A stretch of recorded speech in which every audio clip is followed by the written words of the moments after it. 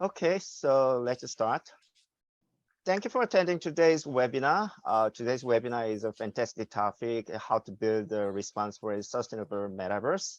And we have four distinguished speakers in this space. Okay, so I will start with my slide.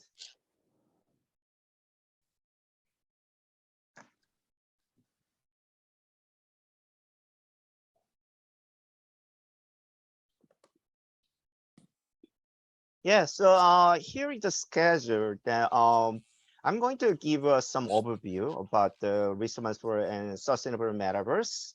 And after actually the original schedule was that dog will be follow the in the starting the first, but because Akina, she is in Hong Kong in the midnight, so yeah, dog kindly rephrased her order by the Akina, so Akina will go first, and then unfortunately, dog, we are going to be last because of this, yeah, your kindness. Okay, so Akina will talk about how Metaverse can be ESG friendly. So actually, Akina is very similar in background as me because we are working in both in the Metaverse and then sustainability. He was also a speaker in my sustainability event. So Akina will deliver about this fascinating topic. And next will be by the Jim. Jim is also my favorite speaker, and then he is all on the player in metaverse, in any topic of the metaverse, NFT, and Web3. So he will share his insight of the expanding audience reach and diversity in metaverse is mostly related to sustainability and responsibility. And then we have Kimberly. Is Kimberly also have a dual expertise like me in sustainability and metaverse. So actually, we are all in the like a dual like expertise in sustainability, responsibility, and also metaverse and technology and business, something like that. So Kimberly will deliver co-creating an ethnic, equitable, and mindful metaverse. And finally, Dog is Bob. Dog is a he's really have a long time experience in all aspects of the IT, telecom, and digital and metaverse. And then he will share his insight and idea about the building a sustainable and people-centered metaverse and world of wonders for all. So, and after that, we have some Q&A. Okay, so as I told you that I introduced the what's going on in the like in the metaverse, responsible and sustainable metaverse, and first and after that, four speakers will join. So I think that the best way is to look at their like LinkedIn profiles. I'm going to share this presentation, so you can look at it, or each speaker share their LinkedIn profile, so you can contact if have a problem. Additionally, that in each speaker's talk, you can maybe it's the best way to leave a question in the chat, so they will individually give you answer, or we can have a like at the end we have a separate Q&A session. So without any like a delay, I will start first. Okay, so I'll just set the stage, what we are now. So we are Gartner predicting 25% people will spend at least 1 hour per day in the metaverse in year 2026, and huge economic potential. And then we are going to replace by the avatar, and after avatar will be the on-behalf to work even, and then huge market even in the technology and platform market. And the big companies I mentioned that actually the dog, we talk about it, and dog will be bring more about this metaverse standard forum. So we are in the beginning stage, but as you see that once they have built up this metaverse, it is huge in fact for the human life. So that's why that we need to consider at the starting point about how we can make this metaverse responsible and sustainable. So I'm not going to talk about detail about this. You can see my presentation. And so what we have up to now is we just set up some building the infrastructure and then some platform technology and experience. And top of that, actually, we are building this kind of the metaverse world. So So we are still like setting the what kind of technology needed and what kind of platform, what kind of standard, interoperability, what kind of experience we can provide. So, but this is up to now we discussed, but not much seriously about actually what the metaverse we want to build. So here is a recent trend is that the people care about the society, people, and the community, also our planning. So they call sustainability, especially for ESG sustainability, and then there is a global effort in UN and the rest Davos, and also like each country has like how to reduce their carbon emission, reduce their waste, and the circular economy, and even so regulations, and then building the infrastructure bill, and then the investment side, actually the build of huge amount of fund investing in the sustainability ESG, and also like there are a lot of the like a mainstream is going on with the practicing of the ESG sustainability into the mainstream business practices. And then companies follow, the big companies now as a mandatory reporting what they're like performing their duty to like to, for example, to contribute to the people, society, and planet, and is a norm in the business practice. So I'm not going to talk about detail, but you can see that I give it all the what the scope of the like a sustainable ESG we are looking for, especially is for the environmental and the social and the governance. Governance means the transparency of the your like management or the how you operate your society or something like that. And then here is the one example that how metaverse actually the metaverse is a very have high potential to contribute to this kind of the sustainability effort. And then this is one actually from my previous webinar about how actually the metaverse can contribute to like this kind of sustainable and like a business practice, or how they can contribute to like reduce the energy or something like that. So here is one thing that you can use metaverse, usually called like digital twins, and then XR device, like a mixed reality device that you can control in remote. So you can control your like renewable energy source through the, like this XR device as if we are in the local, and then you have like a 360 like 24 and 7 days like always you can connect to this facility, and then you can control it. So this is one thing that the metaverse can contribute to the like sustainability, especially with the environmental issues. And also this is another big topic. It's really recently, I attended another webinar, and then there are a lot of the webinar. At least one topic talk about is how you can make your like a fashion industry sustainable. Is a kind of like a very interesting topic in the community among the like sustainability also, because I have a sustainability like a webinar 2 times about talk about this, how you can make a sustainable in the fashion industry.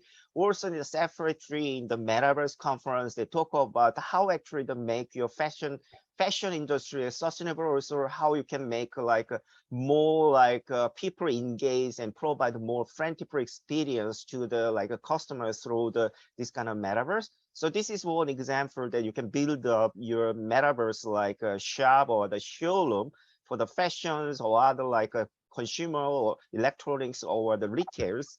And then they can provide a plentiful experience. And by doing that, actually, there are a lot of advantages. For example, that you have online store, and then so they will like save you, like for example, reduce your use of raw material, and then they can have you to reduce to your like water use, and reduce your waste generation, and also like reduce your carbon emissions, something like that. So there are many advantages metaverse can provide in sustainability.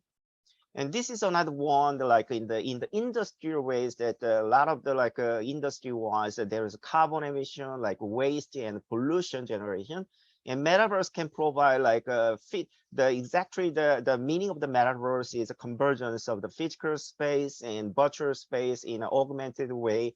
And then through the, like I mentioned about the XR devices and avatars, and also like, for example, digital toys that they provide technically, also AI can provide how you build up your factory or the supply chain in the metaverse, and that they are exactly the twin of your physical worlds, and that they provide like efficiency and effectiveness, and then through this kind of process actually provide like a very like effective ways and more value, and also like a reduce carbon emission, reduce energy use, and reduce waste generation, and also like a total life cycle of your product. So this all can happen using the metaverse. And even in the bigger scale and the like a smart cities, we can talk about, we are living in the big cities, like I mean the Boston and Akina in the Hong Kong, and Jim is New York. So we are living in a big city, and the big city has a lot of the like infrastructure, and we can build up this infrastructure over the metaverse. So all kind of like infrastructure buildings and the supporting infrastructure can put into the metaverse. So this is a big topic actually. I have experience building up this kind of big project when I was in South Korea. I want to build up the actual this kind of big mega city in the like exactly the physical city and then digital city combining. And then now with the like coming up to this metaverse, I saw that in worldwide, for example, Shanghai and then Stockholm, they are putting like a city in the digital twin of their physical city, and then providing efficiencies and all kind of like sustainable effort, or even the care of the people. This is one effort and can be bring by the metaverse combined with these sustainability issues. And then this is one actually the also Jim was a speaker for the how actually the provide this kind of the experience. So how you can make people join. The one advantage of the metaverse is that they provide you the immersive, engaged experience. And then by doing that, actually, there are many ways. For example, like a gamification or the like. So this kind of all kind of experience can how actually they can contribute to the like a sustainability responsibility. They can influence to the people's behavior. So Doug, you talk about the healthcare, like so metaverse is applied for the healthcare is because not just for the provide an XR device for using the surgery, but they can contribute to like communicate with the people, interact with people, like influence people, and then by doing that, actually they can like let people to change their behavior, they changing their mind. So I provided how we can do that. So we can provide a lot of the design, how we can design the space, like how we can make this one as a more like a human center, and how we can make a care of the people, and how we can make this more sustainable, like safe, and how we can make this one sustainable, and the people can be, for example, there are many efforts actually the now, and also like I'm working in some South Korean company, other company actually the using this metaverse can give the people experience how if they involve, and then what happened that they are not in not in the like comply with the like in the sustainability. Also like if they act as like comply with like in a way to like reduce energy and less consumption, and then provide some kind of incentive like maybe like NFT type of the things that we can develop this. Okay, so while we serious about it, because for example that in the recently metaverse has a lot of the like relate to like cloud computing, AI, and then especially Web3 NFT, and then metaverse itself can have to like make the societies better, but also they can have a negative effect. Like for example the NFT. In the NFT, they are based on building block based on the blockchain, and blockchain we know that notorious like energy consumption because of their like a consensus mechanism. So we need to find out a way. Also, metaverse will require the huge computing resources, and we need like a cloud computing and the data centers, and they also generate a lot of the like carbon emissions through the consumption. So we need to care about these environment issues. And another thing is the society. So society sustainability is overlapped with the responsibility. like a metaverse. So this is one actually, for example, like a Meta, and they also like try to build up this as they allocate 50 million for responsible metaverse developments. I also participate this research before, and also like for example recently World Economic Forum, they're building an inclusive metaverse start now here. So they have it's a lot of I think that the account is more than 50 all of the world, actually the main leaders, so like global leaders in metaverse build up, they are joined, and that there's a joint effort to building the more inclusive, means that metaverse will be more safe, inclusive, diversity, and responsible. And also like for example, there is we need to talk about the ethnical, how we can, it's the same thing as AI, because AI also have a huge effect in our society. In the metaverse will be much bigger, so we need to be like ethnical, and then protecting like how we can protecting like a minority, and then how we can use inclusive protect their ethnically or the sexually, the like some other all kind of aspect we need to consider. Because why? Because the metaverse is a world, so we are building a new world, and then we have some responsibility as a professionals that building up this as more responsible and sustainable. Okay, so I did my part, so I will start. I will recapture who will talk first. So our Akina will talk first, and then Jim and Kimberly and Doug. So Akina, could you start first? Hi, everybody. So I know I'm supposed to cover ESG. E stand for environment, S for social, and G for governance. So like from the Web3 perspective, I find it very interesting. I know there's a lot of misconception that when we do Web3 metaverse or on the blockchain, we waste energy, right? So that's a misconception, because blockchain started as a proof of stake, right? Proof of work, sorry. Proof of work, so which does require a lot more energy. But with the new way of crypto being done in proof of stake, it will reduce the energy. I think the new Ethereum 2.0 would be the energy consumption, because they're moving from proof of work, sorry, to proof of stake. So it will reduce the energy consumption. So that stereotype or misconception of crypto or blockchain using a lot of energy will be gone, right? Because they know that, and they're evolving. So Solana and everybody else are moving to the more sustainable energy consumption to do the blockchain verification, right? So that I wanted to put that out of the way. So that, because people think that blockchain wastes a lot of energy, and I think the new blockchain that's based on proof of stake will use as the same energy consumption as you do a Google search. Okay, so I think a professor did that analysis, so and I can say that. So with that off the way, let's look at the way we look at environment, right? So I know most of us might not like this, but the truth is that by going into the metaverse to have meeting or have events or concerts and stuff, one thing for sure we will reduce is traveling time. And when you travel by plane or by car, it takes a lot, it creates a lot of carbon dioxide, right? And I believe that globally, based on transportation alone, we actually create 8 billion tons of carbon dioxide. That's a lot. And I believe that it would kill a lot of people if you just breathe that in the air. The good thing is that it's spread around the world. And then the other good thing is that a lot of country and a lot of government is supporting net zero. So I think Metaverse will play a big part of that, allow us to do a lot more virtual events, virtual meetings, and reduce traveling.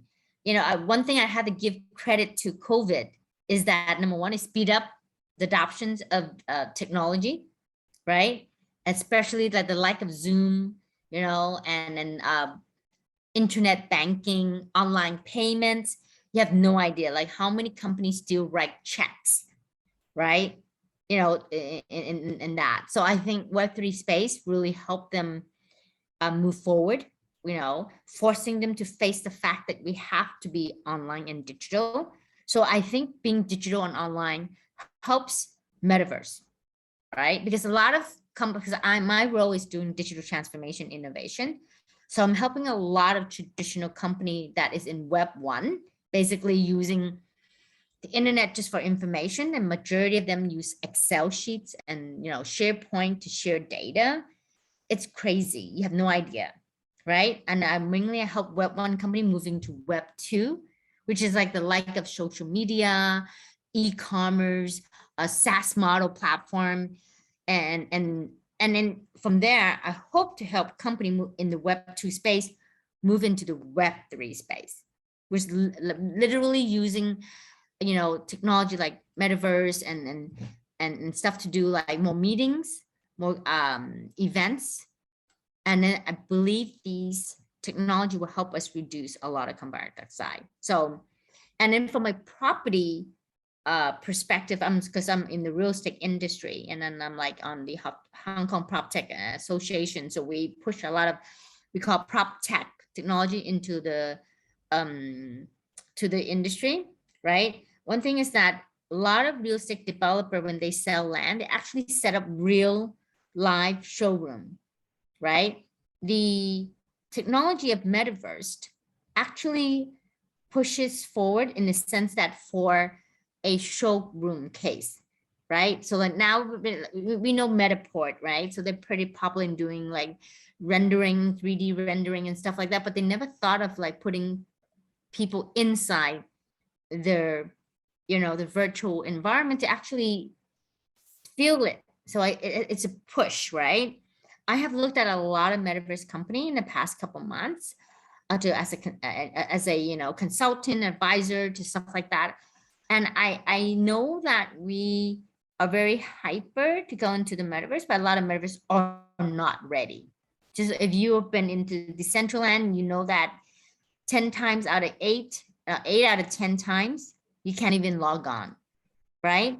And then like, so we need these Metaverse to improve itself and not just sell land that, to create the hype and stuff like that. So I think from an environment perspective, if we know how to use Metaverse properly, we can really, really service what we need, and reduce travel, right? And also save a lot of carbon dioxide emission in the world. So these are from the E side and the ESG. And from the social perspective, I think the most important thing is that it allows anyone to go online if they have internet access. And the sad thing is only 50% of the world population has internet access. So hopefully with the push of the Web3, more and more people will be in the internet space. And then from a social perspective, one thing we know for sure is really inclusive, meaning that anyone can join and they can, if they're not comfortable with themselves, they can always appear as an avatar, right?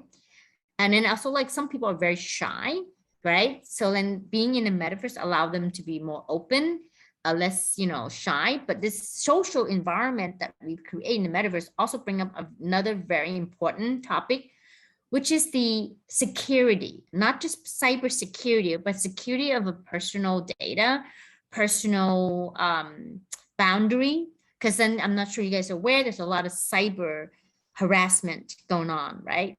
Which is not what we want in the space. And I think that this will have to come in from the governance side, from the regulatory side, to make sure that every Metaverse company or atmosphere has detection of harassment and then able to kick out members who are taking advantage that they are not known in the space. So there's a pros and the cons, right?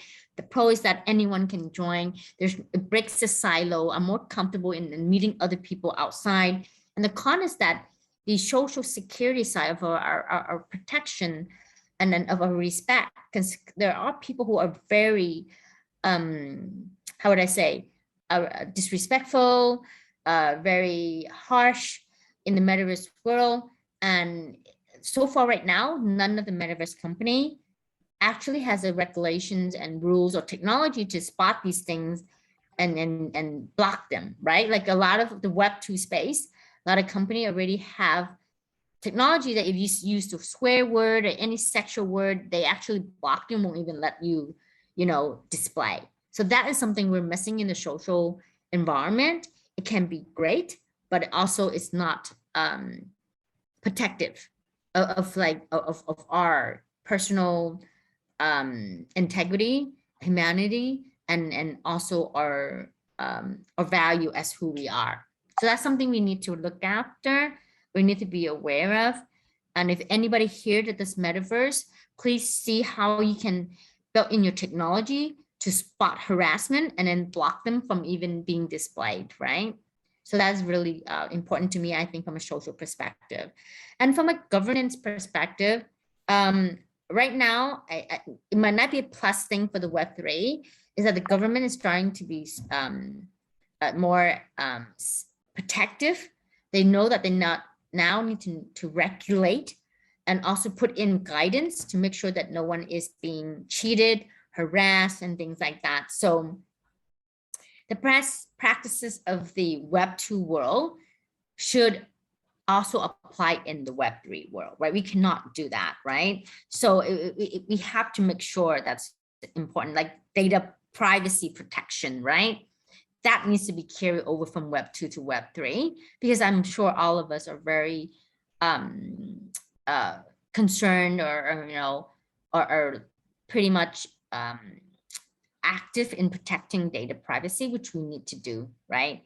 And in the cyber bullying that I talked about needs to be governed, if not by the company itself, then the government should step in and to say, hey, you guys need to make sure there's no sexual harassment or racial harassment or gender harassment or age harassment in your platform. Like, I hope that we'll be self-governed by ourselves, that we do this before the government steps in, as a citizen, a responsible citizen in this Web3 space. I think that's really cool. So, and then my last word is basically for the Metaverse world, make sure that we're safe, we're secured. Yes, you need to be open and interoperable with other players, right? And then be inclusive, right? So that's the difference I see about Web3 space in the ESG side. That's it, Alex. I'm done.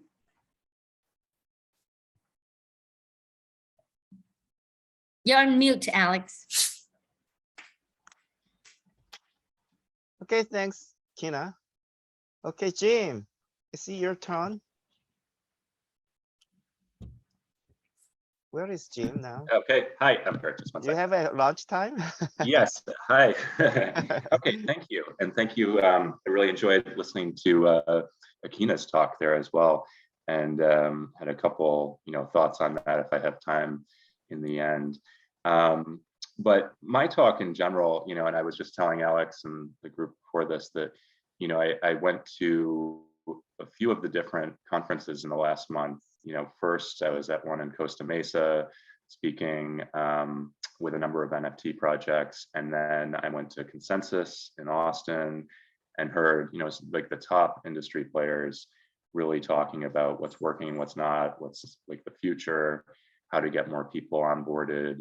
And, then was at NFT NYC last week, which, again, had so many speakers that it was just, I think I had 1,500 speakers in a few days. And it was just, you could go forever and just hear awesome things about projects. And also, other projects that, aren't as built out or as, baked, that really, you get a sense where it's like, how do you really get people to come on board with a project as a user, or in in the game industry? How do you get average everyday gamers to get on board with these projects when so many of them are based on, scarcity? And from the NFT side, a lot of what was seen last year were these really creative, PFP projects that most people think of when they think of, NFTs, and where you have, great artists involved that might not have been, discovered if not for this mechanism of minting NFTs that essentially in that case sometimes acts as a way of crowdfunding. And I think you saw a lot of the opportunities for getting, diverse artists to be seen and heard and to have a way of monetizing, whether it's their music or their art, away from Web 2 models that really don't give them very much money. Like, everyone makes a big deal of like the Spotify payout versus, an NFT drop for a musician.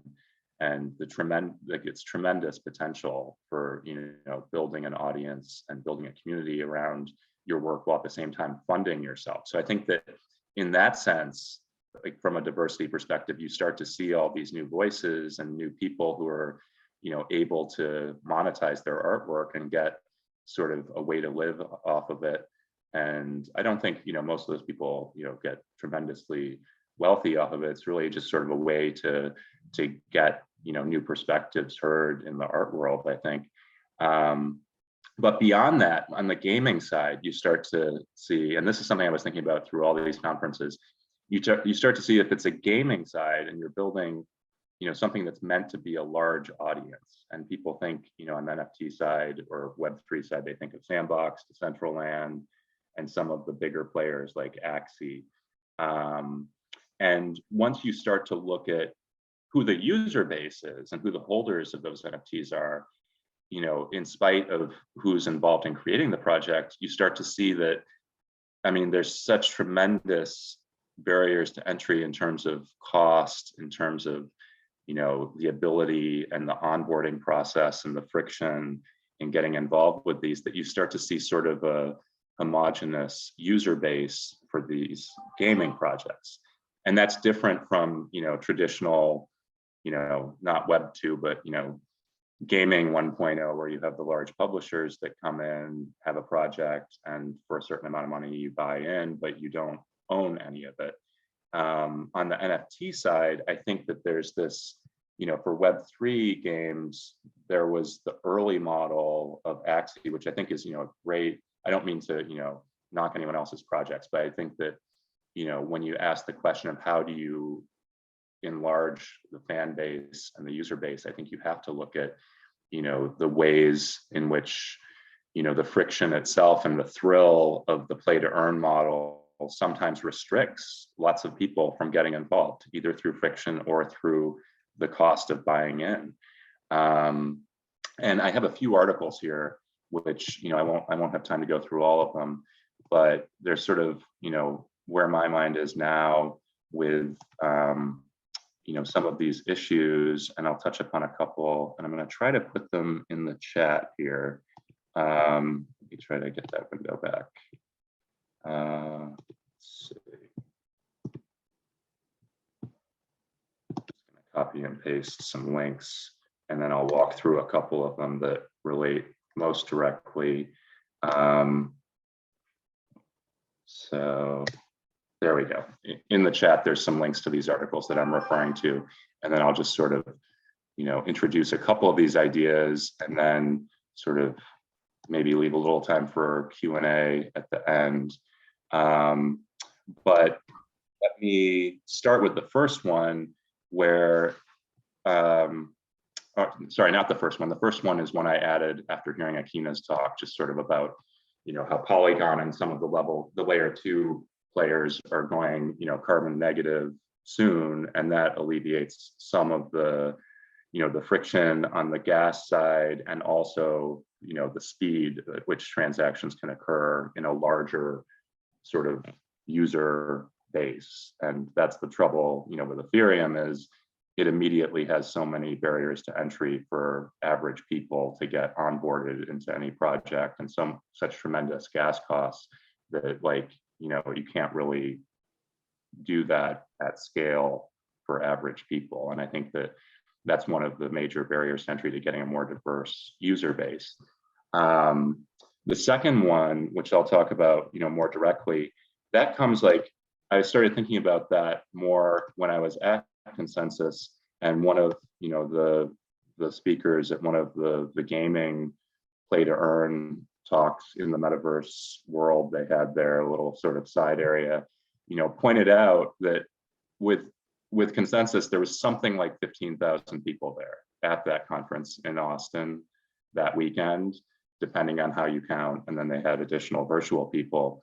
But 15,000 people, that person pointed out, and I can't remember who it was, is greater than the number of people that were in all of the top blockchain games that everyone knows about and everyone's invested in, at that time. So it's like if you combined all of the current users of Sandbox and Central Land and all of these, it was not as great as like the number of people that were in that convention center or in Austin at that time. And I think that sort of put into perspective for me, this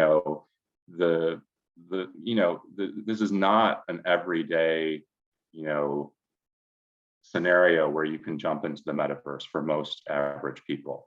And I started thinking about it from a design perspective, where how do you onboard a diverse, group of people? Even if you say that NFTs have springing value, which, I'm looking to do with our project, where you buy them for a nominal amount as part of the game as a buy-in, and then they gain value over time based on what you do, as opposed to having, a finite, more of an Axie model where to buy in, you have to pay a lot now because it's so expensive to get in there. But you look at this first article, and I'll just, I won't go through it in detail, but it gives some of the actual numbers for the number of people we're talking about that are in these platforms as of a few months ago, when the numbers were down a bit. And you can find them in more granularity by searching, but this sort of put it all together in a way I hadn't seen before, but was discussed at the conference.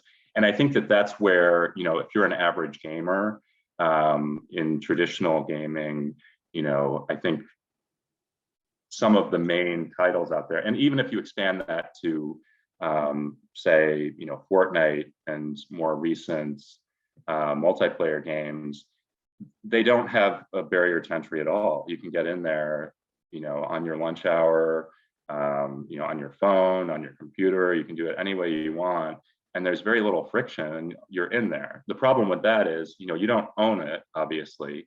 You're a participant in it, sort of like a Web 2 way, like you're a participant in Instagram or Meta, and you don't really own your content.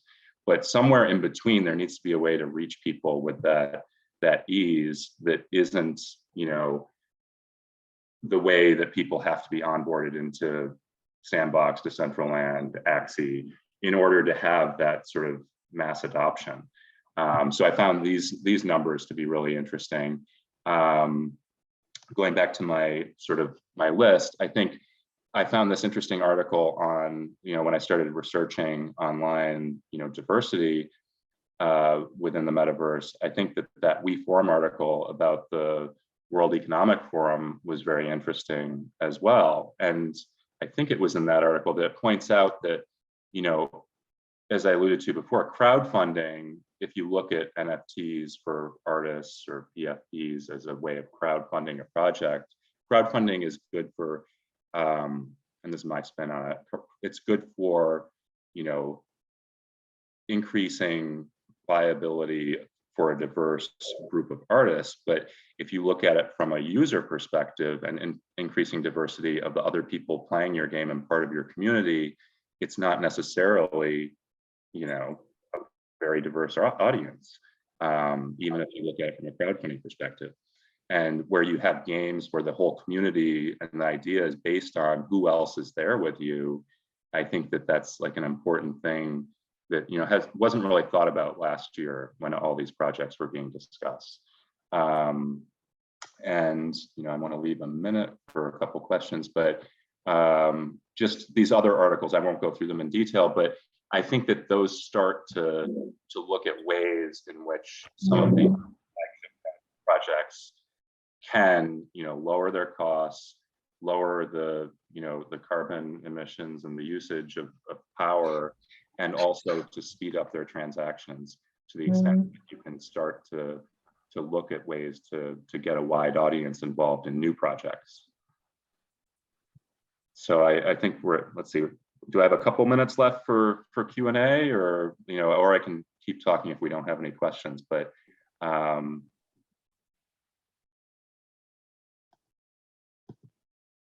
Any thoughts, Alex? Should I, do you see any?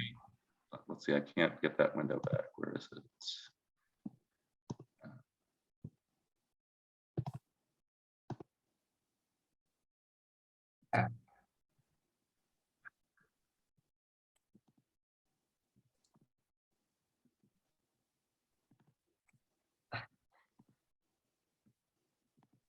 Hi, Jim. This is Tony Krasnarich in Phoenix, Arizona, Yes. and nice to meet you. Nice You to know, I'm meet you. thinking of this like classism. We're not leaving it from the real world to the metaverse world. You think of the, it's a big subject today of everyone being equal or attaining equality, and you're always going to have the upper class, the medium upper class, then the medium upper class, or medium class, and then the lower class. And I was wondering if we could look at it from a classism standpoint and then work our way from there. I think that's a great way of putting it. And I think that there's two ways of thinking, where are you reaching people? Are you reaching people when they're already, they already have wallets and they already fund other projects? Or are you trying to reach people at the water cooler and, at the bus stop and on their lunch break and talking with friends? That's where I saw younger people pick up Fortnite. That was the ease at which, every person could immediately jump on there with their phone. And I think it's the exact opposite, like you're saying, that it's people who already have wallets with, Ethereum in them that, they put a lot of money into, that are learning about these projects and have the onboarding ease that, that attracts people to those new projects that come out. And I think that that's where it needs to be broken off, and you need to start to look at ways to involve people, starting with people on the street or at Starbucks. Someone's always gonna have to stand on the sidelines and clap. Yeah, and I think that, at one point, and I saw some comment right before this started, not everything has to be put on chain. I think that's a good point. The side part of that is a lot of Web 2 can be leveraged to promote projects. And it's, as awful as that sounds, some people want a completely decentralized project where it's totally unrelated to anything out there that's corporate, top-down structure. But on the other hand, Discord is not, Discord is a centralized server, and that is used to promote all these projects currently. So is Instagram, so is Twitter. And I think you have to start to look at ways that it's not just sort of the feedback loop of, Twitter Spaces or Discord, but, you can really promote things in traditional ways that onboard people that then become part owners in this project. So I don't think there's a way to have a mass adopted project that is totally removed from Web 2. As much as anyone would like to do that, I don't think it's really possible at this point to distribute something that way. Randy Zuckerberg. Sorry, Tony, because yeah, I think that we are going to have another separate Q&A session at the end.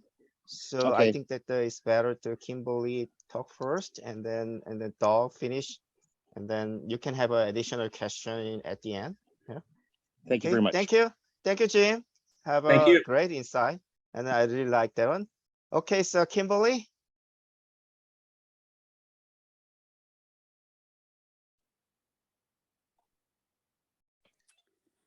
Hello, Alex. Can you hear me now? Yeah, I can hear you. So yeah, you can start. Okay.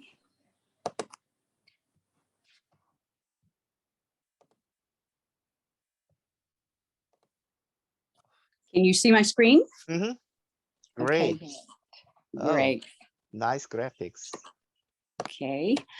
Well, I'm going to try and add to the things that you've heard today. You did such a great framing at the beginning, Alex, and each person has added a layer of this. And, the overarching conversation today is building a responsible and sustainable metaverse. And I include Web3 with that it's a much larger reality and set of realities. But I wanted to carve out some words that I think matter in the layers of that and the distinctions because we have an awful lot to consider. And I also deliberately use the word co-create, because more than ever before, in a conscious way, if we choose, we really are co-creating, not just passengers on this plane, not just sitting at the table, but building the table of the brave new world, whatever that looks like, and however we survive and wherever we go. So I really appreciate the conversation today, Alex, to continue to bring meaning into this metaverse that we're talking about. There's a saying that technology is neither good nor evil in and of itself. It's all about how people choose to use it. I say that a lot myself, and I say that about money and power and a lot of other elements we could lay in there, that it really comes down to how we use it. It is a tool in our hands, but it is very much in our hands. So as we talk today about building that responsible and sustainable Web3 and metaverse, the three parts of ethical, equitable, and mindful. I won't break that down a lot, but it was important to me to take a look at what did those words mean, and a few interesting distinctions that I want to tease out. Ethical being about guiding principles, rules, and boundaries, standards of operation, and I added protection of individuals and societies. That is not necessarily true, but I believe most of us assume that in ethics. Equitable includes diversity, equity meaning fairness and balance, inclusion, belonging. Belonging is a word that is starting to be asserted more. It's not enough to be at the table. It's more important, or as important, to be welcomed there, engaged there, and contributing. Accessible, affordable, distributed, fair. All those things are equitable. And mindful, the words that have meaning for me are proactive. You can't be mindful as an afterthought. Mindful by its very nature is choosing. It's a conscious choice to go a certain way, to be a certain way, to do or not do a thing, even a thought. So mindful is a proactive thing, purposeful, intentional, sustainable. I believe sustainable falls under the mindful way, as well as in the ethical and equitable. And to me, mindful both does no harm and it actively contributes to good. Now, if we create a Web3 and a metaverse that does all of this, it will be the first world that ever existed that has all this.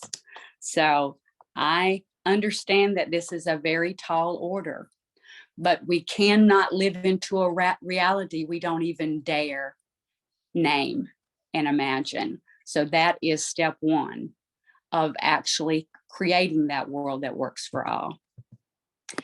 I'll quickly go through this, but I do want to make a point. Ethics are a principle that governs actions and behaviors, but I want to make a distinction. Morals are considered guiding principles and belief systems around what is good and bad, or right and wrong. Ethics are actually rules, behaviors, boundaries, and codes of action. Most people converge them, but I want to be clear with you, they are not one and the same automatically. That has to be a choice. A code of ethics can exist and it does not have to be moral. It just has to be established and agreed upon. I want to give you some examples of that you may not have thought of. So let's say you're a defense attorney and your job is to give the best defense and for your client, and they are by law and by your oath innocent until proven guilty. They need to be defended as if they're innocent. Let's say you know they're not. Let's say your morals want justice, want honesty, want the right thing. to happen. But your oath, your code of ethics for your profession says you must defend that person, man or woman, as if they are innocent. You have to set aside your moral code for your ethical code of duty. I see in the metaverse many crossroads where people are going to have clashes in their codes, not just in the codes that we write. It's ironic that it is there, but it is going to be the battle of the codes in so many ways. That is why these conversations matter. Another quick example is, we've all heard of the mafia. I don't know if you know anyone in the mafia, but they have a code of honor and a code of ethics. One of them we see in many movies and we hear about and we see the consequences of, the code of silence. You take an oath, a blood oath, that no matter what, you won't squeal. You won't be a rat. You won't tell what you know. So even if it's negative, I mean, so even a criminal has a code of ethics. What I hope is that we will create one that also represents our code of values as a people. So let's look at, what do people care about?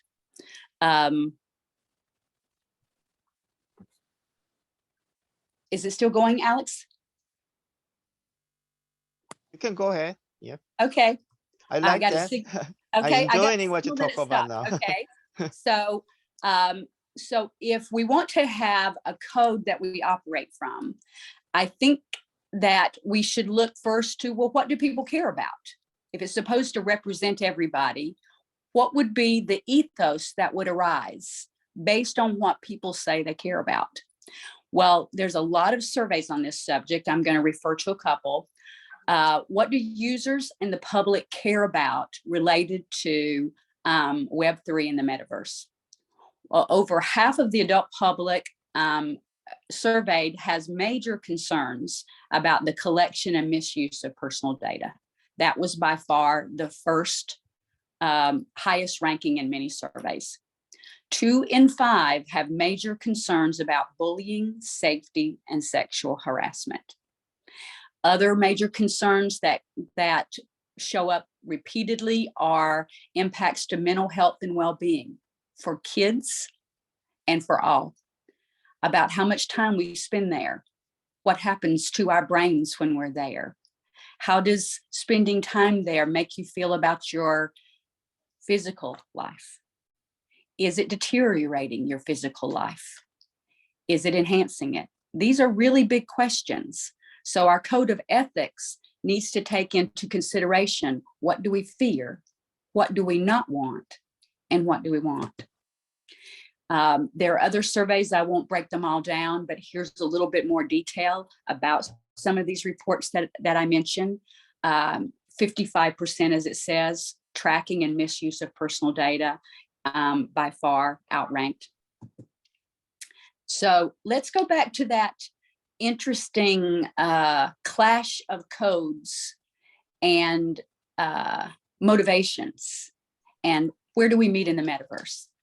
Well, when Facebook, now Meta, announced that they were now Meta, they also said, Mark Zuckerberg also said, now is a good time for us to update our values and our cultural operating principles, our code of ethics.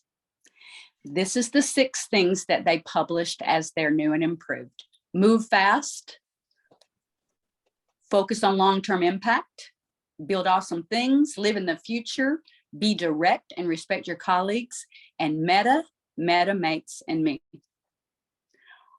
Okay, I'm okay with what I read as a company. What does it mean if this company, arguably one of the largest current influencers on the direction of the metaverse, what happens if their code of ethics rules? Well, I want to take one piece of that, the last one, that is their real mantra, their call to esprit de corps. And that's the one that said meta, mates, and me.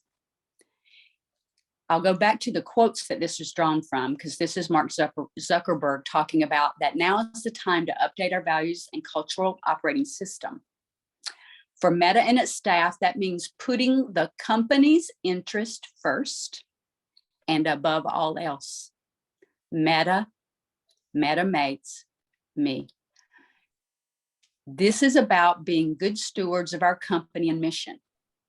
It's about the sense of responsibility we have for our collective success and to each other as teammates. It's about taking care of our company and each other.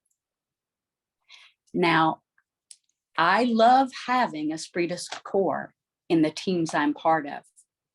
But when I step back and look at the good of everyone in the universe, called the metaverse and beyond, I don't necessarily see anything about my well-being or your well-being in that code of ethics.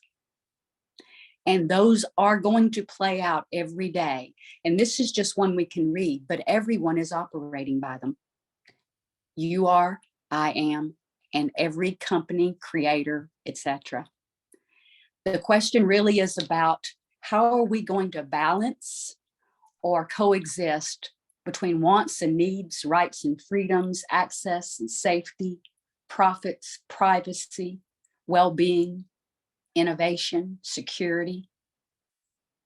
Nobody has a map, a formula, and no one is in charge. We're all in charge. So back to the Web3 Metaverse Code of Ethics then is how will we come up with guiding principles? How will we agree to rules and boundaries?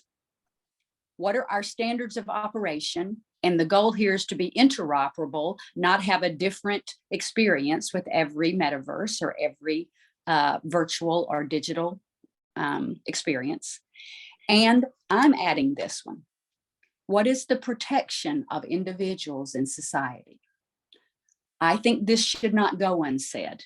I think we should not treat it as it is just a bunch of protocols.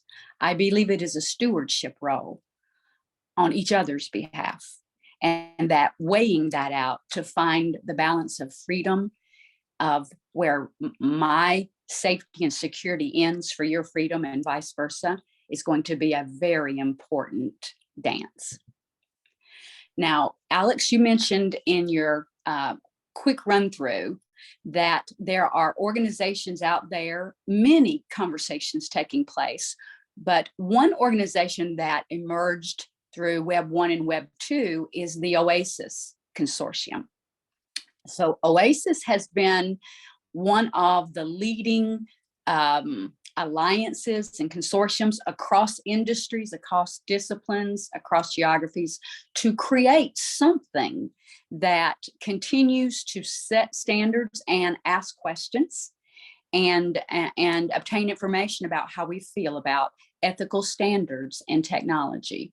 So, and a little bit more about them. OASIS stands for openness, accountability, security, innovation, and sustainability. Now, because this is made up of players large and small across the technology landscape, as well as scientists, users, practitioners, mental health professionals, and more, that I believe it's important for us to insist to be there. This table needs to be bigger.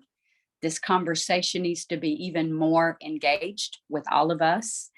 And OASIS may or may not be the equivalent of the UN of the metaverse, which some people have said we need. But I'll just want to call attention to, we have some learnings from Web 2. We have some coalitions that are used to asking this question, and they've already stepped forward as stewards and drivers of the metaverse conversations. But part of this conversation today is to not only become aware of these things together, but to make a commitment to be part of it. Don't just watch. The metaverse is not a spectator sport. It's actually all hands on deck. Everyone's a participant in this one. So let's go back over now to Equitable. And I'll be happy to answer questions about each of these later, but I wanted to give something to think about the direction of each. So now let's look at Equitable, co-creating an equitable Web3 and Metaverse.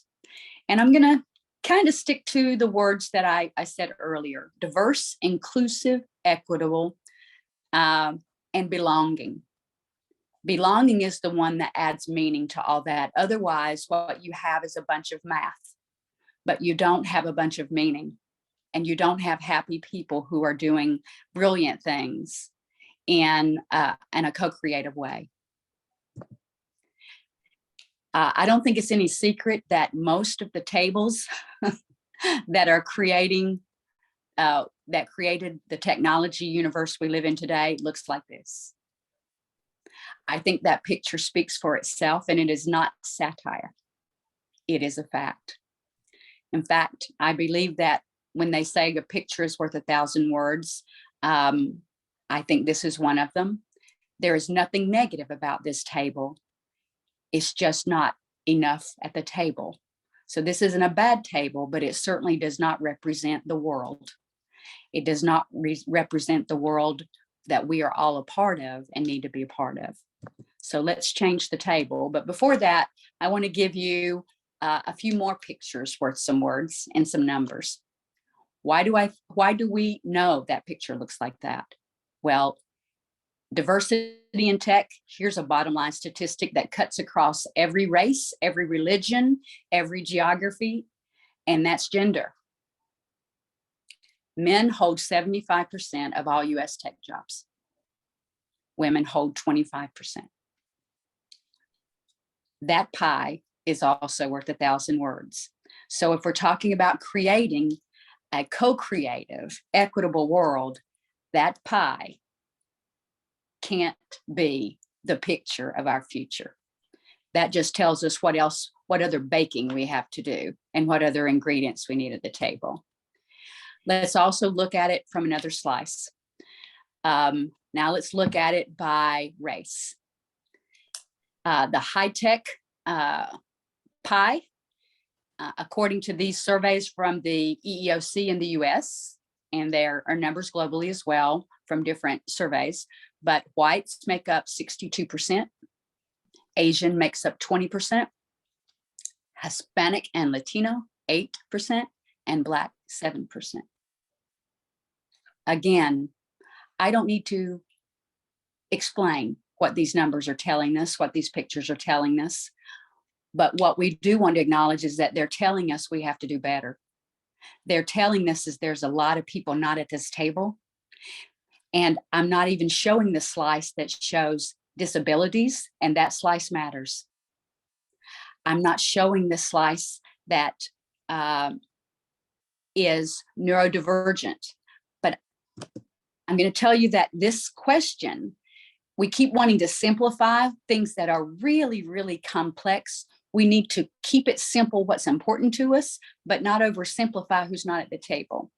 Here is just one of many graphs that I could put up.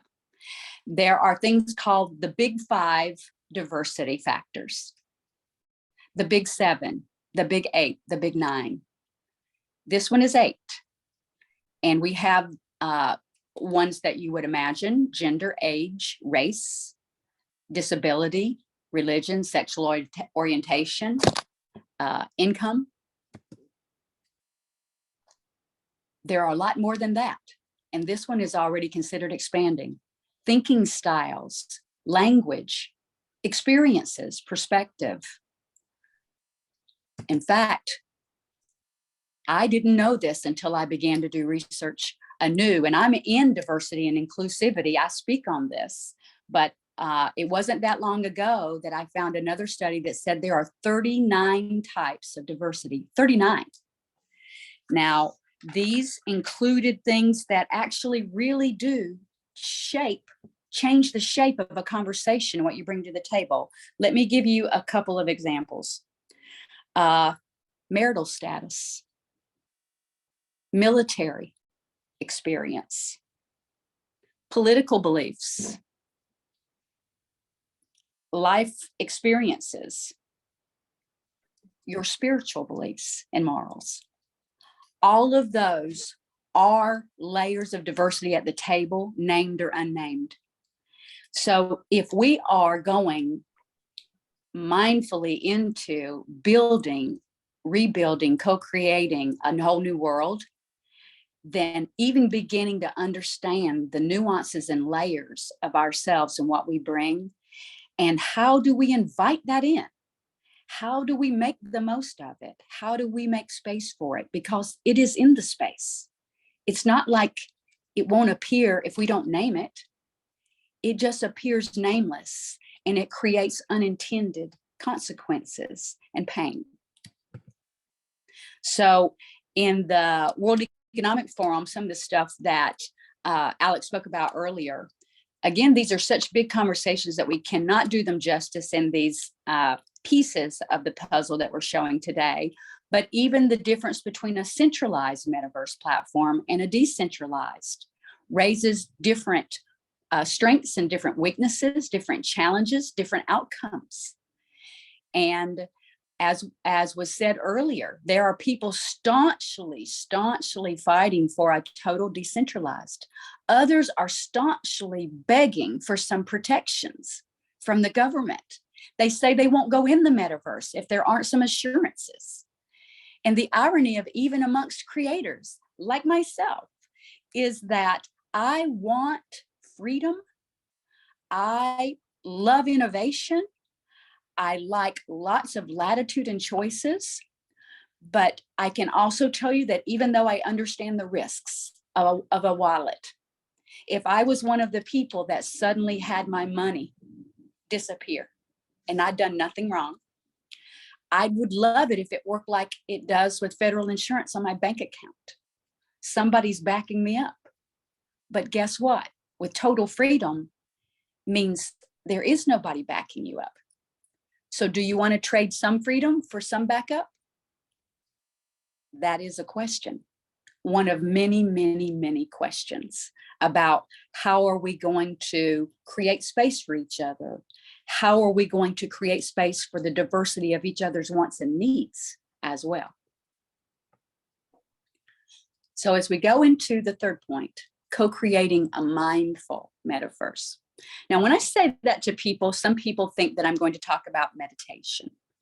How do we create space for meditation and yoga and being quiet? And by the way, all of that's wonderful. And I work in those spaces too. But again, the words that come to me for mindful are not just quiet, soft, let's be still spaces, but they are, what do I really want and why? What matters most and why? To me, that encompasses some of the most important driving questions of a mindful metaverse. Otherwise, you're just creating because you can. And what matters to me, there's personal freedom. But if we're talking about how we affect one another in the collective, then going back to these surveys and conversations about what matters to you and what matters to me. What scares you? What scares me? What motivates you? What motivates me? It's all supposed to matter in this new world. Buckminster Fuller, who I am a huge devotee of, said, humanity is acquiring all the right technology for all the wrong reasons. If I fear technology, it's this. And I'm a futurist and a technology champion, but I'm also a sustainability champion. And I know what we're facing as a world, as a people. And I love technology, but I don't love technology just for the heck of it. I think technology is an extension of our genius. I think it is an endowed superpower. Nature made meets man made. That's why my company is called Human Tech, because I know we're bringing these together with nature. I don't know what all the right reasons are, but I know some of them. And I believe that the people in this conversation and around us want technology to be used for the right reasons, including a better life for everybody. Alex, you mentioned the Sustainable Development Goals. I've worked with the United Nations for over 20 years. I worked there when this was the Millennium Development Goals. So I was there for the birth of the MDGs, the sunset, and the birth of the SDGs, and we're halfway through. And what I like about it is, since I'm a whole systems ecosystem builder kind of person, that I don't think anything is just one way linear. It's all intersectorial. Then if we're going to be mindful, not only is the Sustainable Development Goals a map we need to overlay, but it's because each of these are conversations about a slice of our own society. You can find you can find any topic somewhere. It can live in one of these squares enough that it belongs there. And most of the countries of the entire planet have agreed upon it. So again, let's use the maps we've already got and drill down. We don't need to reinvent all the wheels or all the goals. We need to get them done. And we need to use technology the right way. We can have fun and be creative and make money and just make stuff because we can, because we're creators. But we can also have all those things and make this technology work for us and for our planet. And we have to, because no one else is coming. It is only us. And Metaverse without sustainability is ridiculous, because you can't walk around in a virtual world if your physical world is gone. Let's get real. These always are going to go together. Let's go together powerfully, joyfully, and together. Building a world where we can meet our own needs, that's today, without denying the future generations a healthy planet and society is not impossible. I have to believe that, or I wouldn't get up tomorrow. So I'm an optimist, but I'm a realist. I don't think this is easy or guaranteed. The question really is where societies choose to put their creative efforts.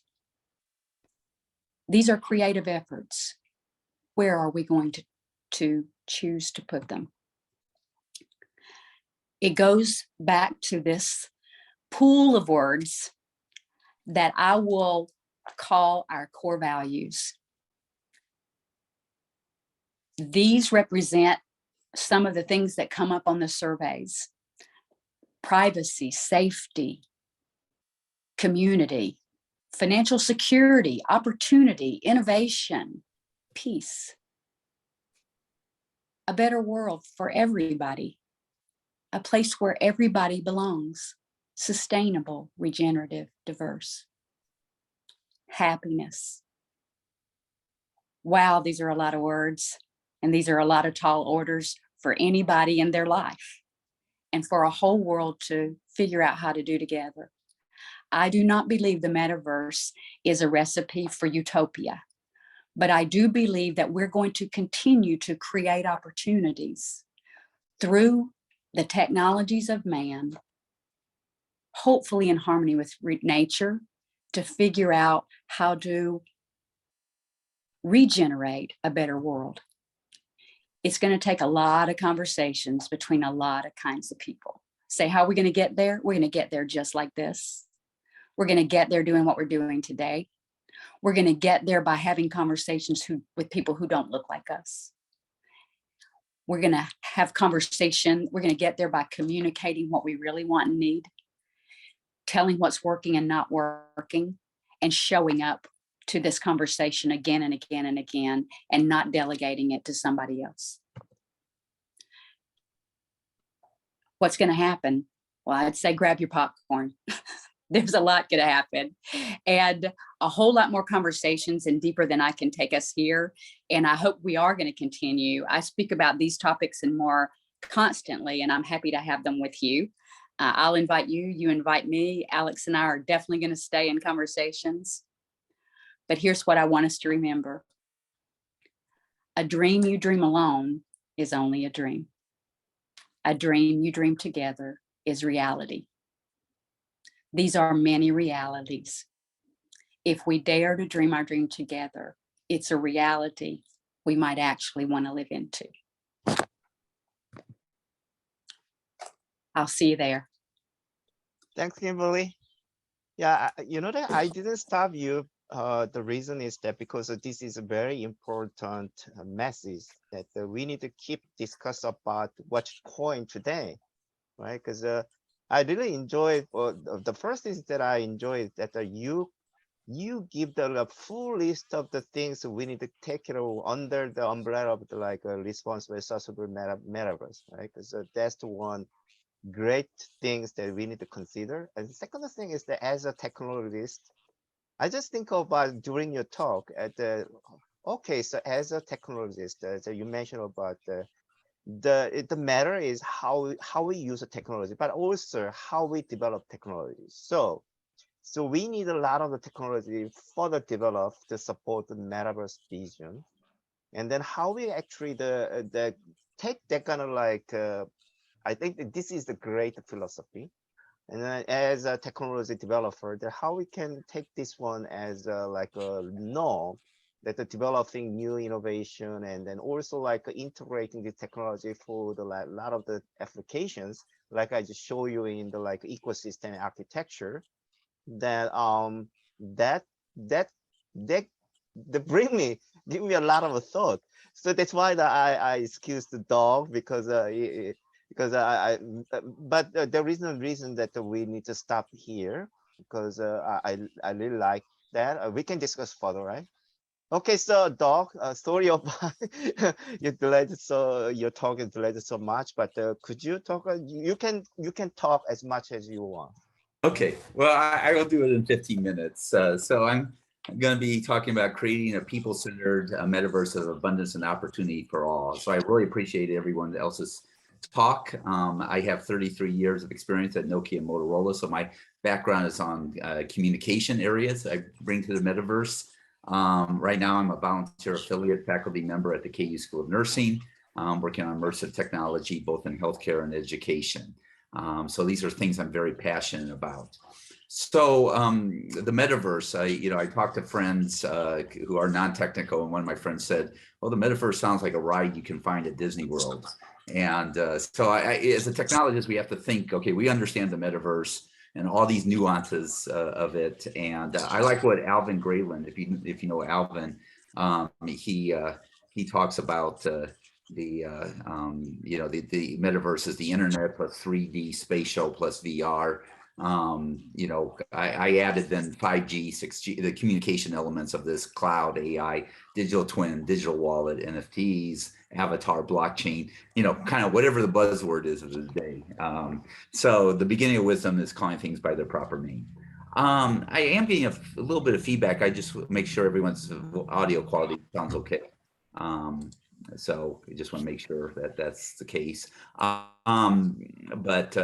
Anyway, I like this slide. I got it from Mary Meeker a few years ago. I added that, we're going from the 1D world that was in the 60s, 70s, and 80s to the 2D world of computing. And now we're going into the spatial computing. So personally, I like the word spatial computing, Web 3D.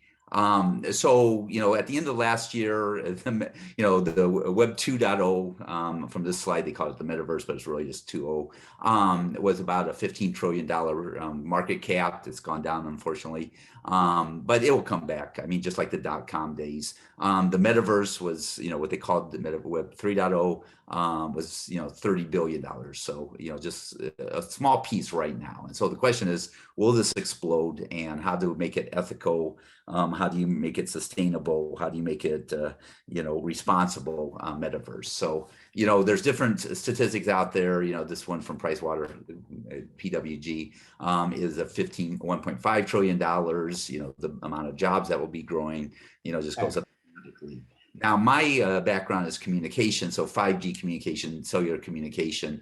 5G is supposed to bring about, 15 to $14 trillion of economic development to our world. And because you have this communication going on, it's manufacturing, communications, public sector, wholesale, retail, supply chain, and other elements of this. So AI, people talk about the same. It's about a $15 trillion that's going to be added to our economy. How do you piece of, because the metaverse is AI, the metaverse is 5G, so how do you combine these together? When you look at this whole change in where things are going in our technology. So with that, where we're going to be in the next 4 to 5 years, this is a slide that says, these applications for this XR technology, the metaverse technology, half of them are coming from consumer, half of them coming from enterprise, public sector. By the way, according to Alvin Graylin, in the West, 70% is consumer, 30% is enterprise. In China, it's the opposite. 70% is the enterprise, and only 30% is consumer, which I thought was kind of interesting. So in China, they're really looking at focusing on this. So one area I'm very passionate about is medical AR. I think that's how we can help people, and where there's most opportunity bang for its buck in the enterprise space. So this came from the FDA, talking about surgical navigation, augmentation, visualization, rehabilitation. So these elements are what we can do. Mayo Clinic has some great information on what they're doing. They're spending about $4 million on trying to figure out what this is immersive technology means to the medical field. I'm actually working, just finished a project with MetaView.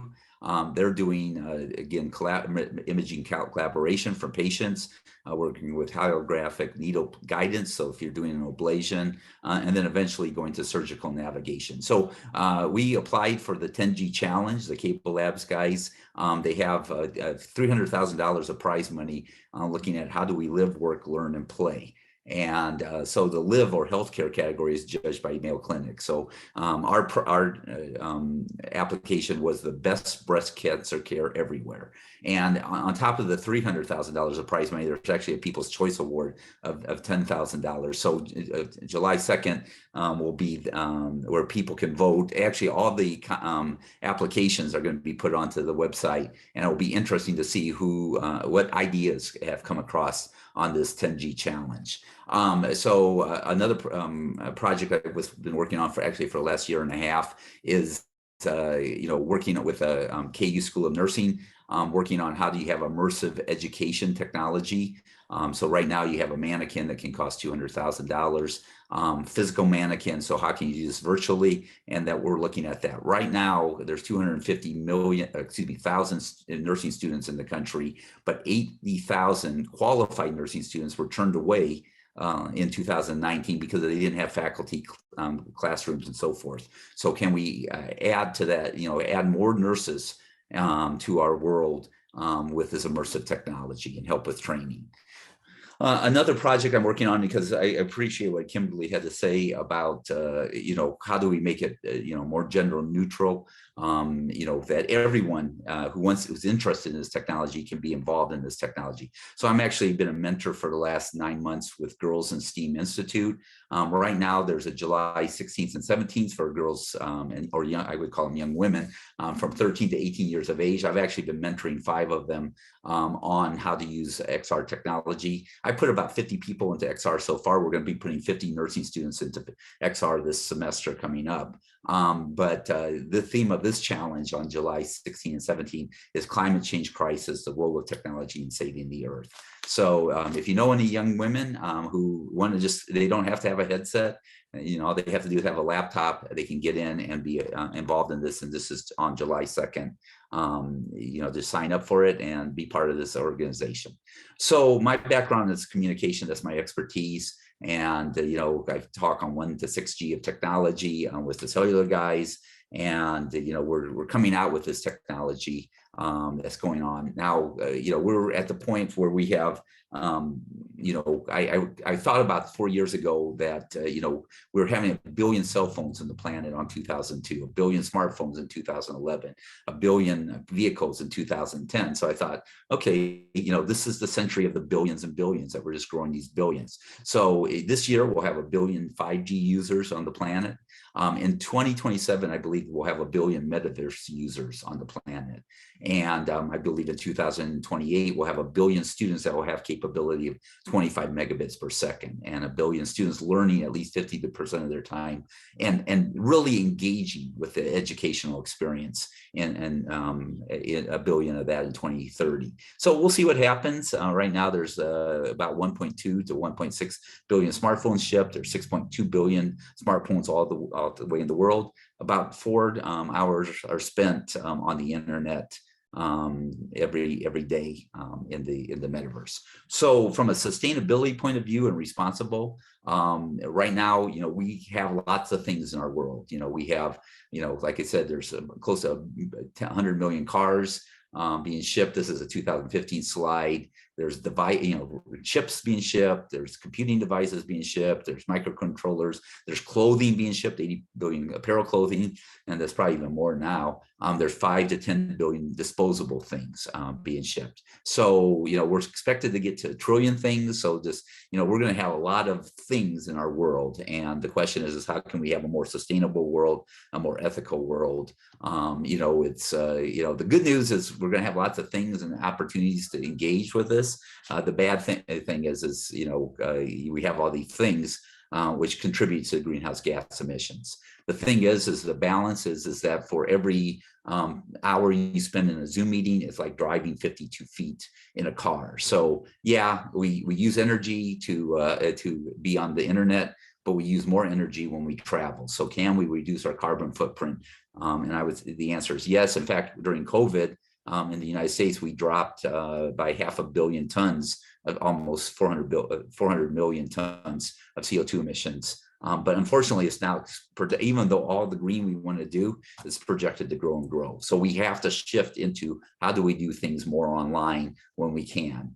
Again, there's a growth of all these things being manufactured. The problem is why 2% of e-waste is by landfill, 70% of the toxic waste in the landfill is e-waste. So we're going to be generating more and more e-waste, especially as we do solar,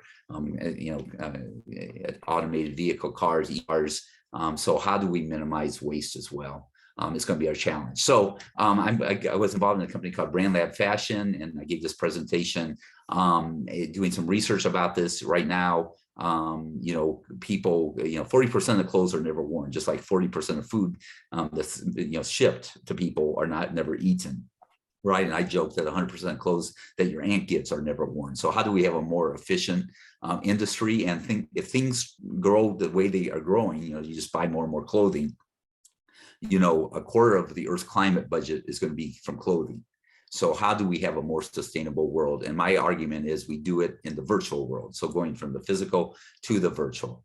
So shop like we never before. So we're going to be in the case in the next few years where we're going to go from 1 pound headsets, 500-gram headsets to 80-gram smart glasses.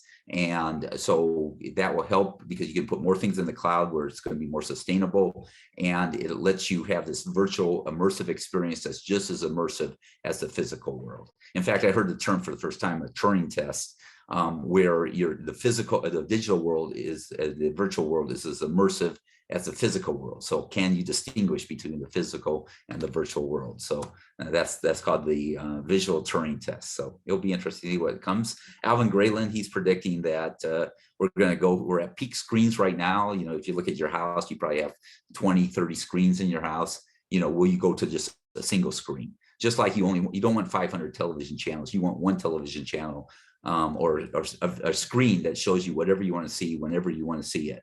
And that's the same thing as we'll have this, smart glasses. Supersight is what Dave Rose from MIT talks about, is having this, these glasses that are connected to the cloud, low carbon footprint that lets you have this immersive experience for learning education.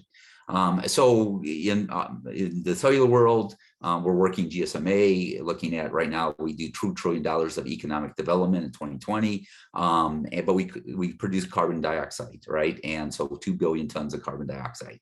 But the good news is by doing this 2 billion tons, we actually reduced the carbon footprint of the world by a factor of 10. So if you had to travel instead of communicate via the internet, you would be 20 billion tons, excuse me, of CO2 emissions. So there's that. Sustainability goals, we're tracking those in our industry as well. So we're trying to make a positive impact. Can we do a 10x impact? That's what Nokia, Ericsson, and other companies are doing. Nokia is committed to a 50% reduction of greenhouse gas emissions while growing the internet by a factor of 27 times. I know as we're coming to the end, I just want to talk about if we if we grow the physical economy by a factor of 2, just by its very nature, we're going to grow the digital economy as well. But if we grow the metaverse by a factor of 10, we can reduce the physical economy and reduce CO2 emissions and have abundance for all. So that's my message. So are there going to be 20 trillion objects by 2040? There's a potential for that. But will they be in the physical or virtual world? And I think how you minimize your carbon footprint is by going virtual. So with that, I have a lot of information that will be on the information. The standards, I think, are very important. Following the standards right now, there's lots of standards, more standards are coming out. I follow the 3GPP standards, there's the IEEE standards, W3C, Open XR, there's the Metaverse Standards Forum that just came out, which, the question is that the one standard that, standardized everything, or is that just another standards group to be, instead of having 14 standards, we now have 15 standards groups to talk about. But it will be interesting to follow that. And Alex, I'm going to be very interested in your material. I didn't go join that presentation, but I am going to be looking at that. Let's see. So just in closing, shifting from a things-oriented society to a people-centered society. Martin Luther King said, I'm convinced that if we are to get on the right side of a world revolution, we as a nation must undergo a radical revolution of values. We must rapidly shift from a things-oriented society to a person-centered society. So as we think about responsibility and sustainability, how do we help with a person-centered society is the key factor. So in summary, the smartphone cellular industry brought the internet to everyone. I would say that this, makes it more sustainable, more responsible, more abundant for everyone. Right now, there's more, cell phones in the world than people on the planet, and they're doing amazing things, even in developing countries. So, the metaverse spatial web is going to be as disruptive to our world this decade as the smartphones were in the 2010s. So right now, the technology is clunky to use. We're experimenting with that. Right now, it's difficult to teach people. And sometimes it's, but I think in the next 10 years, definitely in 10 years, maybe even in 5 years, we're going to have these smart sensations of sight, smell, touch, taste sensations that will replace the smartphone for a fully immersive experience that's indistinguishable from the physical world. So the metaverse technology can decrease travel, reduce physical objects to build a more responsible and sustainable world. So with that, thank you for your time. I'm looking forward to any questions you have. Thank you, Do. Yeah, that's a great insight of what, because you give the because a lot of people maybe ask about it. Why you now think about the responsible sustainable metaverse even in the early stage, right? Because but you mentioned that because that I also have in this industry, IT, telecom, digital for 30 years. I look at the whole new technologies coming out. You can think about 20 years ago, if somebody talk about smartphone, right?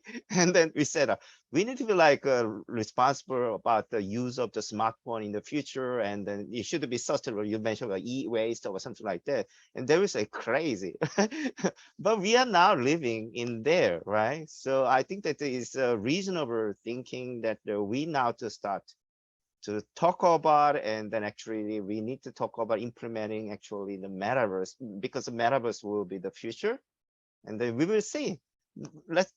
Maybe all we joined today, and then in 10 years later, what it happened, right? Because we can discuss, we talk about, yes, that's it, right? So I think that there is a good time we need to start now.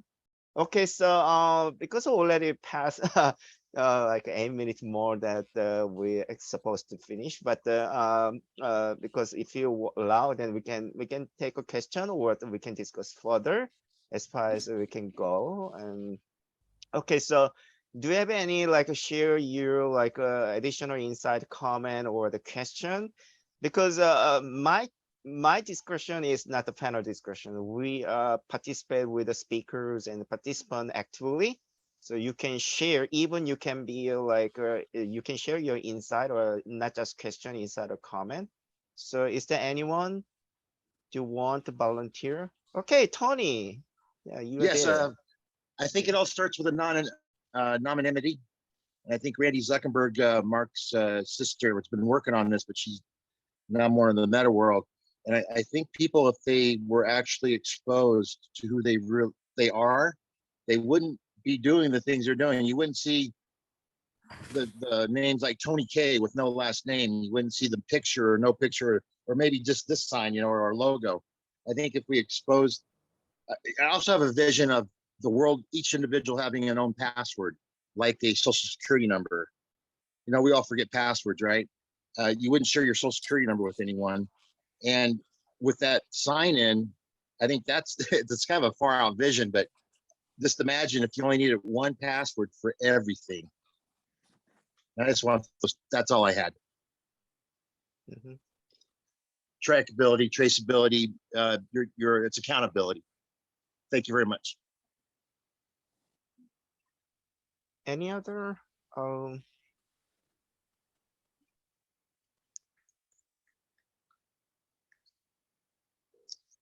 I think the one thing that actually that I want to continue with Kimberly's presentation today, because because I really like that.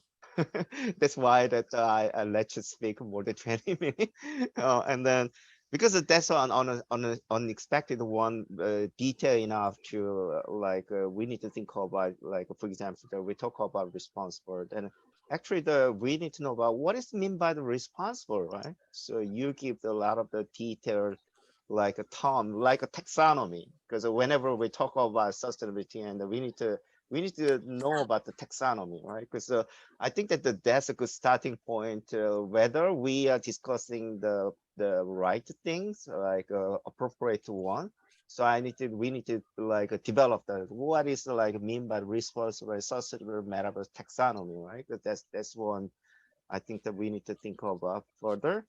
And another thing that actually this is one actually that I want to talk about, but I don't have a much idea was that, because usually my recent focus in sustainable ESG is a balancing sustainability and profitability. That's a big issue.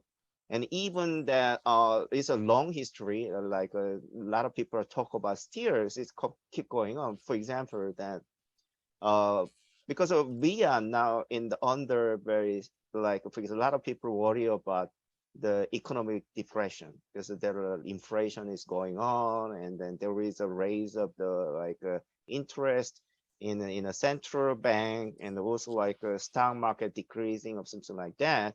And then even the last year that Meta announced that they were changing from Facebook Meta, and then at the end of the in the fiscal year, there was a worry about the what happened, the Meta's return rate or something like that. And then I just worry about whether they keep going on, because Kimberly talked about we need to talk about long term, and sustainability, yes, the responsibility is long term. We need to take care about it. And usually there is always like a conflict between the short-term profitability and long-term goal. Usually long-term goal is good. So whether, for example, that whether a lot of the company also, like recently they'll talk about the standardization body is a Metaverse, and then that there is a company joining here is like a Meta and Microsoft, Nvidia, some Intel or something like that. But the not join company, big giant is Google, not join, and Apple, not join, right? And then they are computing, and then what happened that actually the if you have some situation, economic situation is terrible, getting bad, And then whether we can think about like we need to think about building the responsible sustainable metaverse, right? Because even they doubt about whether metaverse will be economically viable or something like. But we also know that sustainability means economic sustainability also. So we need to also take care of that, because without any profit, actually the company cannot continue. So that issue also have in mind. We need to think about it. So all things we need to think of a lot of things, because I also like I'm also consulting, incubating a lot of the metaverse innovation, and then new pattern application and business model development, something like that.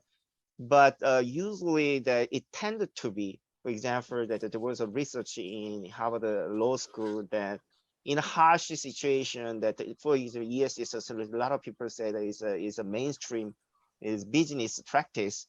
Even saying that, actually, if the economic harsh time, there was some like a case study that like executive and the shareholder stakeholder tended to be more way on the short-term profit rather than, and then like they mentioned, like we are in the like a stakeholder like capitalism, and not more like a shareholder capitalism. We take over long-term sustainability values or something like that. So we maybe think about that, because we need to prepare that what it happened that we have in the like a financially difficult situation, that whether because I give you the like the meta allocated some amount of money. It's not much money, but allocate money to building the responsible metaverse. But a lot of company maybe if that kind of situation that they just think about in the competition of the over the like how to like get more people and then more make money like minting NFT or something like that. So that's one I want to like think about more, and then I'm going to share with you, and then maybe in the future maybe we organize more like this kind of like a meeting to discuss further. That's my final comment. So Jim, do you have anything to share? I thought those were great comments, and all the talks were great. I just think that there, as you point out on the profitability side, I think a lot of the excitement last year was that, like we were talking about in sort of a crowdfunding model, that it's a new way to monetize projects that's not ad-based. And the assumption is that, you see the way ad-based, digital products go when you look at any social media, where it's all based on how many eyeballs click, how many people are clicking on this particular thing, no matter what it is. And that's sort of like the anti-metaverse, right? It's not a place you go or have any ownership over. It's just you're being presented with things that algorithmically align with what you may click on, and then an ad funds it, basically. Like the upside to that is that on the audience side, the diversity, everyone gets to participate for free. Whereas when you have a buy-in model, not everyone does. And when you have a scarcity, based economy or tokenomics, not everyone by definition can just jump in there and be an owner of it, at least with the current paradigms. And I think that some blending of those two, which I think is probably, NFT and ownership and community based, but also with some brand sponsorship, is different than, a pay by click, model that we had in Web 2 that I think everyone wants to, that's the excitement behind the metaverse, is to get away from, the idea that it would be spatial Facebook. It's like that's not the metaverse that most people want, is not like Instagram and in 3D in your VR. That's it may be spatial, it may have characteristics of the metaverse, but I think that there needs to be some sort of ownership and participation by users where they own something that they're doing. Mm-hmm. Kimberly, do you have anything to finally comment about it?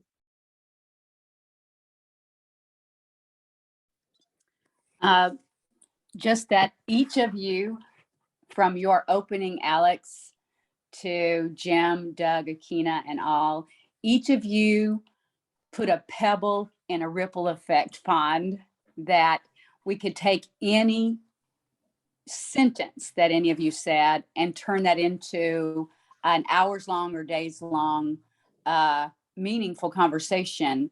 And I think that was my point to make to folks, is that you can't, we can make a tidy presentation, but we cannot create a universe in a single line of code or a single line of thinking or even a small group to do that. And I'm heartened by the great minds that I get glimpses of in these conversations that tell me that we have people who are mindful, who are taking responsibility as real leaders to make sure that we build something healthy, safe, and dynamic, and that there's a big why to our what. And so if we keep coming back to that, maybe we'll get it right.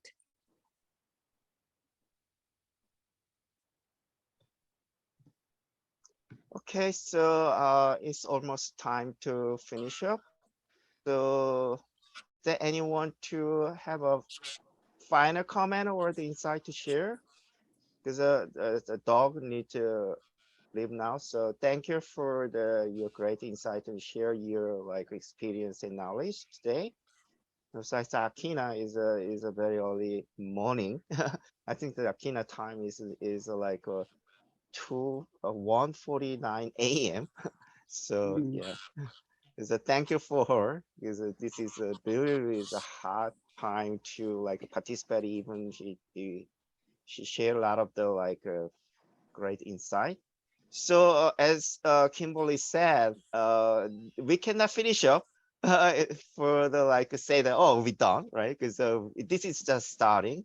And then I think that from now on, I really think about more about as Kimberly said, this is not for the small people's work, but we can contribute, right? Because small things can contribute. And then I would think about as because I'm going to have like a lot of have some resting time for the summer, and then I'm going to start over in the September with a new topic. And then I think that this topic will be really good topic to discuss further. And then maybe I will have to do some research about it, and find out the good agendas and topic. And then we will have a Kimberly and Jim and Dog and Akina and other people can join. So we may think about it's a small boys, but starting from the small boys, we can contribute, because the starting point that I started like interesting in the sustainability, ESG, and metaverse is I want to be contribute to some way based on my 30 years experience. So I think this is a good time maybe that we can contribute to the society and planet people based on our experience, knowledge, and in all kind of background. So thank you for everyone to participate. And then, as I said, this is not the end. We are going to start from today, right? Okay, thank you very much, and have a nice time after this. Okay. Thank you, Alex. Yeah. Thanks Take everyone. care. Bye-bye. Bye. Yep.